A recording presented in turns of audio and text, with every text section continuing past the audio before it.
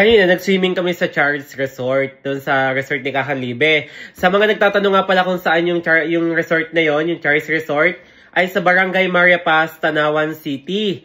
Ngayon, nakulangan ho kami, kami nag-diretso sa Lumian, sa Tambayan, Food House, sa may Gonzales Bay Walk, guys. Ngayon, nakulangan daw si Manuel kami, kaya naman bukas ay dadayo kami sa La Foresta Oasis Resort and Events. Sa Lipa City lang, guys, sa Bagong Pook, guys. So, kita-kits tomorrow at update namin kayo kapag nandun na kami bukas. Hindi na kasi.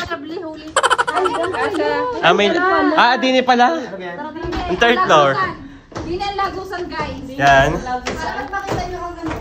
Guys, pakita namin sa inyo ang third floor kung anong meron sa view.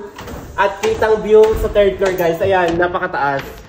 Ayan yung view sa baba. Tingnan nyo kung gaano kaganda ang view sa baba. Yun yung resto bar nila. Ayan.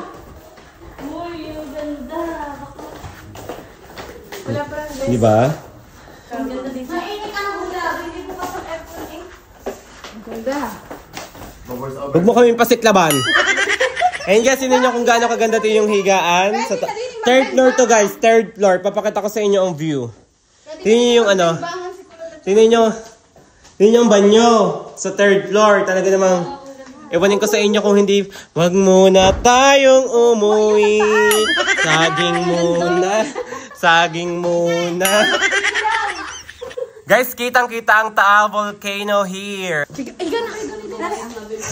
Sa init na iyan. Wow, may balcony pa eh. Ang ganda dito sa balcony, guys. At tingnan nyo yung swimming pool. Tran! Ang ganda. Dito nga kami siya nagpipicture. Saan? Para kitaan sa ay. Kaya nga. Ay, kitang-kita pala eh, oh. Ang ganda. Ang itim ko. Ano na, Doris?